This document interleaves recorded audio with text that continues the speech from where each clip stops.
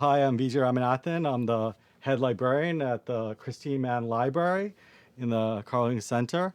And I chose the book, My Grandmother's Hands, Racialized Trauma and Pathways to Mending Our Hearts and Bodies. It tackles some of the most important issues of our day, possibly even the most important issue of our day, dealing with systemic oppression and racism in a way that's embodied and personal.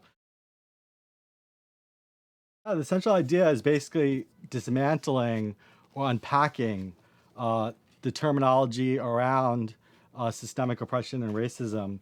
If I may read a passage, so if the persistence of white supremacy in the 21st century America surprises you, this will give you a startling different understanding of why. You will discover the vital force behind white supremacy is in our blood, literally, and in our nervous system. However light or dark our skins, we Americans must contend with these elemental forces. This book, although not entrenched in the kind of jargon or vocabulary of the Jungians and the Jungian community, it's a part of and takes part in the Jungian understanding, or partakes in the Jungian understanding, because it's pointing towards the same object of reflection.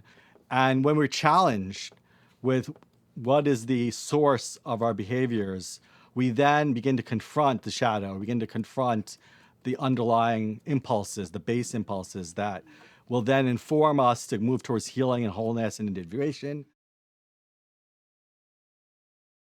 Every page is like a little bit of a cold water splash in your face because you're like waking up to the vocabulary being used. It's very charged language. We would have a radical transformation of the face of this world. We would be able to recognize that the objective is not to be colorblind, but rather to recognize and appreciate and honor the lived experiences of each individual person within their identities, the intersectionality of identities, and honor and as hold sacred that intersectionality, that we all are coming from places of privilege as well as places of oppression, and that we need to not stop blaming our individuals, but rather own up to our participation. We have the ancient civilizations, the shamanic and indigenous peoples to learn from, as well as innovative in terms of recent scholarship, gender and sexual studies, feminist approaches to mythology and religion. We house a large collection of certified Jungian analysts' writings on a variety of topics.